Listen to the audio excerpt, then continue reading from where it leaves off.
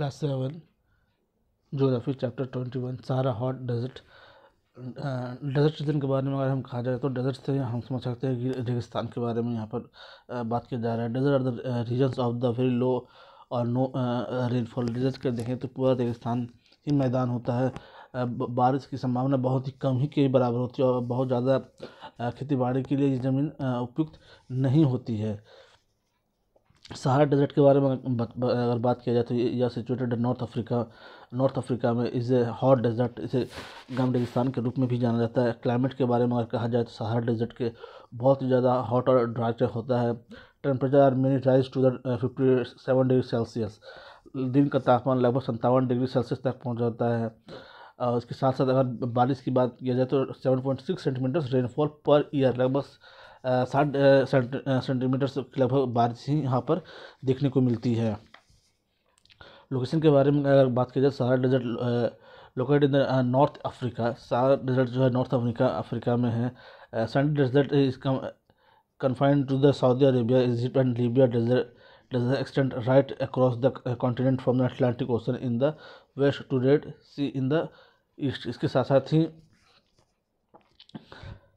Saudi Arabia, Egypt और Libya desert extend right, इसके दाहिने में अगर देखा जाए तो अटलांटिक ओशन और रेड सी इसके ईस्ट में है। वेजिटेशन के बारे में अगर देखा जाए तो सहारा डेजर्ट में इस तरह का क्लाइमेट है कि बहुत ज़्यादा चीज़ों को यहाँ पर नहीं मिलती है, जिसमें इसी कारण से बहुत ज़्यादा गर्मी होने की वजह से यहाँ पर जो ज़मीन जो होती है, बालू होती है, वो काफ़ी गर्म होती है। सबसे इम्पोर्टेंट है कि इतनी अधिक गर्मी होने की वजह से ज़मीन ज़्यादा गर्म हो जाने की वजह से किसी भी प्लांट के लिए यहाँ पर बच पाना मुश्किल है। तो इसलिए ये प्लांट की लाइफ के लिए सपोर्ट भी नहीं करता है। फार्मिंग की अगर बात की जाए, it's also practice there around the oases wheat maize millet beans onion tobacco and sweet potato are grown in such farms. कुछ ही इलाकों में हमें यहाँ पर wheat millet bean onion tobacco sweet potato ये जैसी चीज़ें उगाई जाती है जो फार्म में। इसके अलावा oases and green patches in the desert where underground water source come close to the surface. इसके बाद ज़्यादा चीज़ों की यहाँ पर खेती बाड़ी देखने को हमें कम ही मिल पाती है।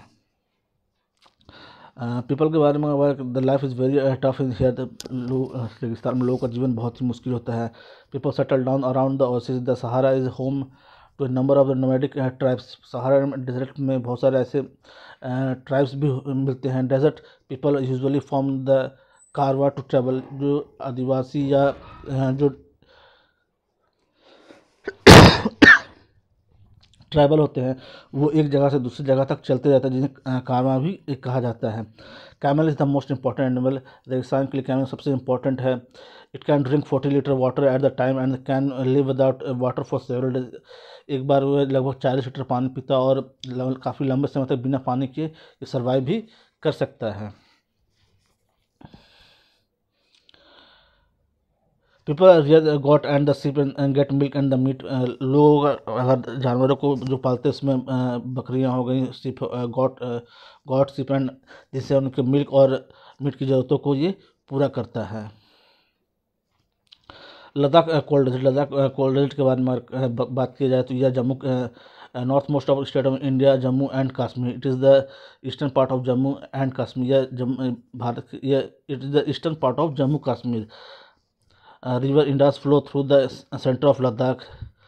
इंडास नदी जो बारे में इसके बारे में पढ़ते हैं वो इसके सेंटर से बहती है। Ladakh is situated in high altitude, बहुत ही हाई एल्टीट्यूड पर यह स्थित है, जहाँ टेम्परेचर -40 डिग्री सेल्सियस पर रहता है, वो ठंड के दिनों में।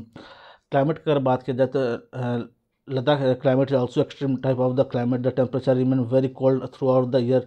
लद्दाख के टेम्परेचर के बारे में बात की जाए तो गर्मियों में भी बहुत ज़्यादा गर्मी नहीं पड़ती, मगर सर्दियों में यहाँ पर टेम्परेचर काफ़ी नीचे तक चला जाता है, जिसकी वजह से यहाँ पर काफ़ी सर्दी भी देखने को मिलती है।